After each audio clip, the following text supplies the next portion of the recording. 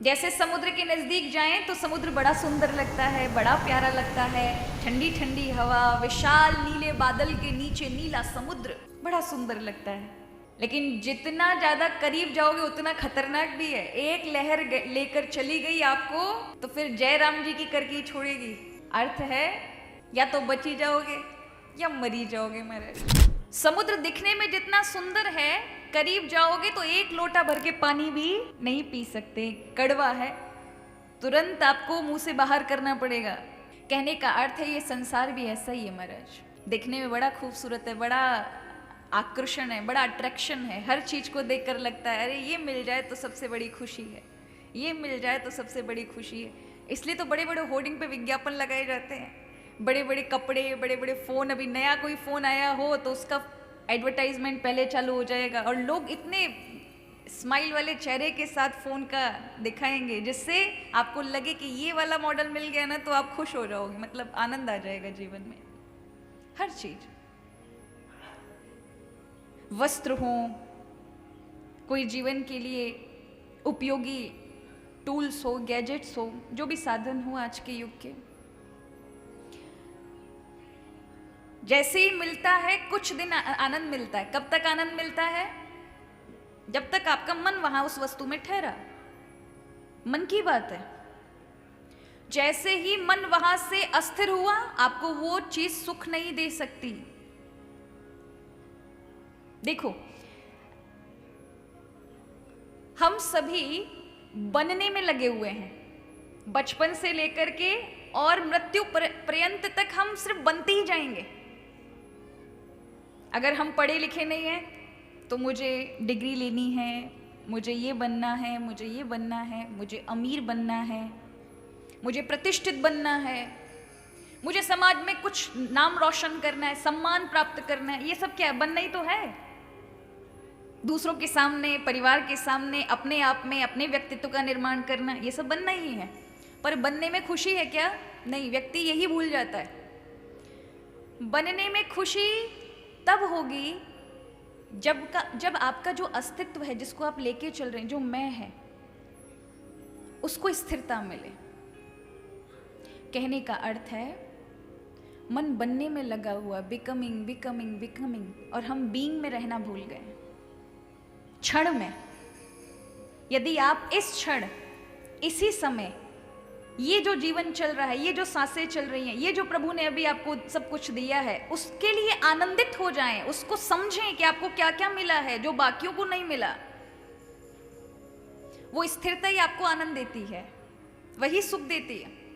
इसलिए आप सुख तो ढूंढते हो बाहर वस्तुओं में। कोई अच्छी गाड़ी देखी तो उसके लिए 2 से 3 साल मेहनत करोगे। जैसे गाड़ी को लेकर आए, दरवाजा खोला, बैठे सीट पर, उस समय मन वहां ठहरा हुआ है ना। जो आपने मेहनत किया वो चीज मिल गई आपको, बहुत आनंद देगी, बहुत आनंद देगी। लेकिन कुछ समय बाद आपके हृदय में वो आनंद नहीं आएगा जिसके लिए वो ललक थी आपको। अब तो ये चीज मिल गई आपको, आपका मन कहीं अन्यत्र किसी चीज को देखेगा, फिर आपका मन उससे हट करके अन्य चीज को पाने के लिए। तो ये अस्थिरता बनी रहेगी जब तक आप वर्तमान के क्षण में नहीं रहोगे। और ये वर्तमान का क्षण ही प्रदान करने वाली है प्रभु की कथा, प्रभु की भक्ति। क्या देती है? जीवन में आनंद कहां से आएगा? जब आप भागती हुई को अगर रोक दिया जाए, कोई दौड़ रहा हो उसको रोक दिया जाए, भागते रहने में आप कभी उन्नति नहीं कर सकते। इसलिए हमारे यहाँ स्पीड के साथ ब्रेकर भी हैं, क्योंकि अगर ज्यादा स्पीड से जाओगे तो जहां टर्न आया, जहां मुड़ना है, अगर ब्रेक नहीं लगाए तो एक्सीडेंट हो जाएगा, दुर्घटना हो जाएगी। तो बहुत तेज गति से अगर गाड़ी जा रही है तो फिर बड़े बड़े ब्रेकर लगाए जाते हैं जिससे आपकी स्पीड थोड़ी सी ढीली हो। बहुत अत्यधिक भागम दौड़ जीवन चल रहा है तो आप आगे चलकर चिंता से युक्त हो जाएंगे, जीवन जीना भूल जाएंगे। इसलिए कहा ब्रेक लगाइए। ब्रेक का अर्थ है थोड़ा समय अपने लिए दो। जब हम भगवान की भक्ति करते हैं, कथा श्रवण करते हैं, तो ये किसके लिए कर रहे हैं? भगवान के लिए कर रहे हैं क्या? प्रभु को आवश्यकता नहीं है। जो पहले से भरा हुआ है उसको आप क्या भरेंगे? भगवान को कोई भरने की आवश्यकता है क्या? वो स्वयं पूर्ण है, वो पूर्ण है तभी उसकी पूर्णता से हम पाते हैं। जिसका गिलास भरा हो, उस भरे हुए गिलास में आप एक बूंद नहीं डाल सकते।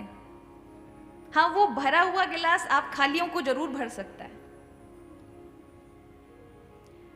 उसी प्रकार प्रभु की भक्ति हमारे यहाँ वृंदावन में, हमारे ब्रज के वैष्णव लोग कहते हैं कि भैया भगवान की कथा में कौन आ सकता है?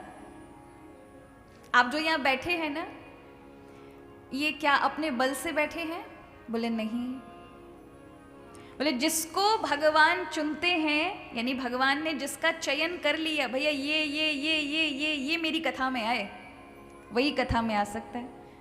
तो जैसे हम अपने वोट का इस्तेमाल करके, और वो वोट का इस्तेमाल करके हम किसी भी व्यक्ति को विधायक बना देते हैं, सांसद बना देते हैं, संसद में भेज देते हैं, उसी तरह से हम अगर चुनते हैं तो व्यक्ति को संसद पर बिठा देते, लेकिन भगवान जब चुनते हैं तो व्यक्ति को सत्संग में आके बिठा देते हैं। व्यक्ति अपने बल से नहीं आ सकता।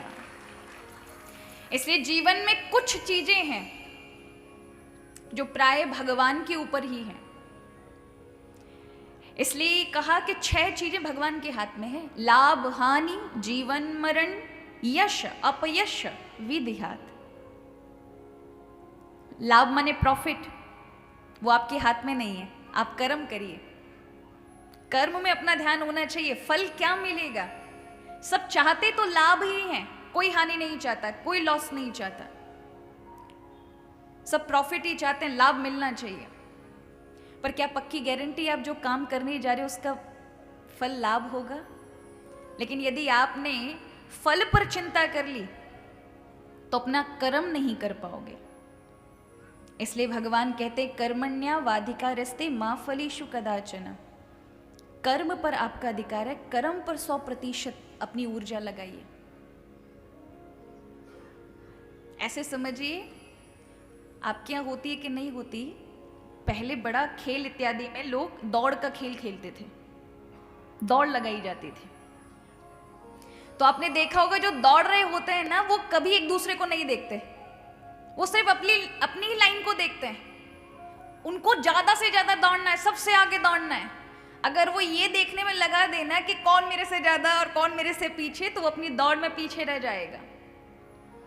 हमेशा अपने कार्य में कभी दूसरों के साथ बराबरी मत करिए कि वो व्यक्ति आगे बढ़ गया, मैं पीछे रह गए, हम तो कुछ नहीं कर पाए। आजकल व्यक्ति सबसे ज्यादा दुखी इसलिए क्योंकि वो बराबरी पर है। फोन खोल के बैठते हैं तो बड़े बड़े लोग जो हमारे साथ चले आगे दिखते हैं हमें, दूसरों को देखते हैं तो हमको लगता है हम पीछे रह गए। आपकी अपनी अलग यात्रा है। सबकी सफलता का समय एक साथ नहीं होता, हमेशा याद रखना। किसी की सफलता बहुत जल्दी उसके कृत्यों से, पुरुषार्थ से, भाग्य से मिल जाती है, किसी को थोड़ा सा धैर्य रखना पड़ेगा।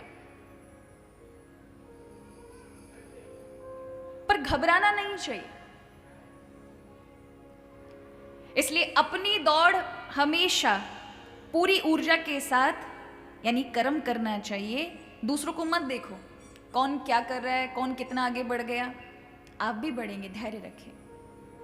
100% ऊर्जा से अपना कर्म करें, फल नारायण के ऊपर छोड़ दें और सही समय पर आने पर उसका की प्रतीक्षा करें। तो जो ये करता है उसे जीवन में लाभ तो मिलता ही, और कदनचित नहीं भी मिला किसी कारणवश तो उसे कभी ग्लानि नहीं होगी, अपने जीवन पर संतुष्टि ही होगी, कभी असंतोष नहीं होगा। तो यहां लाभ, हानि, जीवन, मरण, जस, अपयश, विधिहात। भगवान के हाथ में 6 चीजें हैं जो मनुष्य के हाथ में नहीं है। कौन कौन सी? लाभ और हानि, जीवन और मरण। जन्म और मृत्यु आपके हाथ में नहीं है, पता है? हम सभी की एक मैन्युफैक्चर डेट होती है, एक एक्सपायरी डेट होती है महाराज।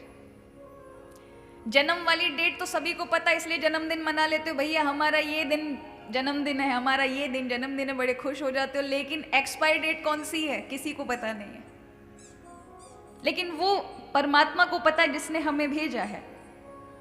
और यश, मान, प्रतिष्ठा कब किस व्यक्ति की बढ़ानी है और कब किसी को अपमानित करना, ये भी आपके हाथ में नहीं। ये आपके जैसे कर्म होंगे वैसे ही आपको मिलता जाएगा। लेकिन कहा जीवन में 3 चीजें हमेशा आपके साथ जुड़ी होती हैं: भाग्य, पुरुषार्थ और आशीर्वाद। भाग्य आपके जीवन में था तो आप कथा में आ गए, लेकिन यदि आप शरीर से पुरुषार्थ नहीं करते तो मौका तो था आपके पास, लेकिन आप यहां नहीं आ पाते। कई बार लोग भाग्य से भगवान अवसर प्रदान कर दें, लेकिन व्यक्ति मेहनत नहीं करना चाहते, पुरुषार्थ नहीं करना चाहते, ये सोच के बैठ जाते हैं भाग्य में होगा तो मिलेगा। अरे भाग्य भी तो तभी बना होगा ना जब आपने कर्म किया होगा। भाई पूर्व में भी जो जितने भाग्य आपके जीवन में आ रहे हैं वो आपके पूर्व के कर्म हैं। अब भाग्य अवसर देता है, आप उसमें आपको कर्म करना है, तो कई बार पुरुषार्थ करना चाहिए और कुछ आशीर्वाद से काम हो जाते हैं। आशीर्वाद का अर्थ है आपके पितरों का, आपके पूर्वजों का, भगवान का। प्रभु का आशीर्वाद क्या नहीं कर सकता महाराज, जीवन को बदल देता है। जो चीज भाग्य और पुरुषार्थ नहीं कर पाते, कभी कभी वो कार्य आशीर्वाद कर देते हैं।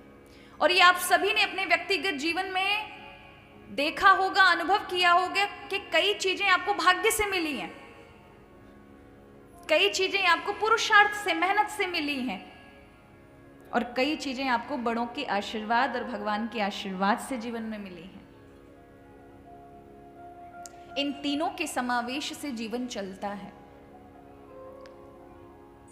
कल हम सभी श्रवण कर रहे थे, मैत्रेय ऋषि विदुर जी को भगवान का दिया हुआ ज्ञान प्रदान करना चाहते हैं, क्योंकि आप सबने कल कथा श्रवण ही की थी। उद्धव जी और विदुर जी का वृंदावन में मिलन हुआ था। तो जब भगवान अपनी लीला का विराम करके जा रहे थे तो उन्होंने विदुर जी के लिए जो ज्ञान विदुर जी को देना था वो मैत्रेय ऋषि को दिया कि आप जाकर के विदुर जी को प्रदान करिए ज्ञान। वही विदुर जी को जो ज्ञान भगवान ने दिया था वही ज्ञान अब हम सुनने जा रहे हैं।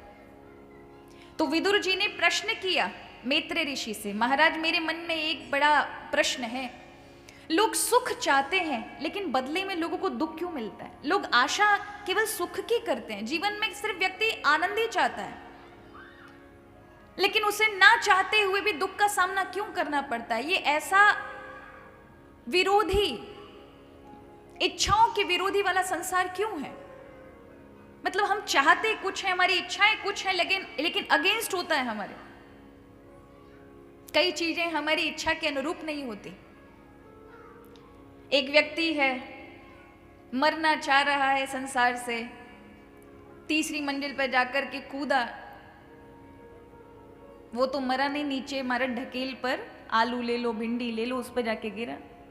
ये इसको तो कुछ नहीं हुआ, ऊपर कूदने वाले को बेचारा, वो जो नीचे, जिसने सोचा भी नहीं था कि उसे मरना है, ऊपर से कूदा उसके ऊपर, उसके प्राण निकल गए। अब आप बताइए, जिसने सोचा नहीं उसके साथ अनहोनी हो जाती है, जो सोचते रह जाते हैं मगर उनके साथ कुछ भी नहीं होता। कहने का अर्थ है, इसे कोई वो वैसी वाली बात मत लेने लेना कि हम कोई आत्महत्या की बात कर रहे हो। आत्महत्या कभी नहीं करनी चाहिए। भगवान ने शरीर दिया है तो हाँ, निराशा जीवन में सबके आते हैं, पर पाश्विक पशुता यदि जीवन में है, हम प्रथम दिन बात कर रहे थे इस पर, हम सभी ने श्रवण भी किया कि जिनके जीवन में पशुता बहुत अत्यधिक आ जाती है वह ऐसा कृत्य करने को तैयार हो जाते हैं।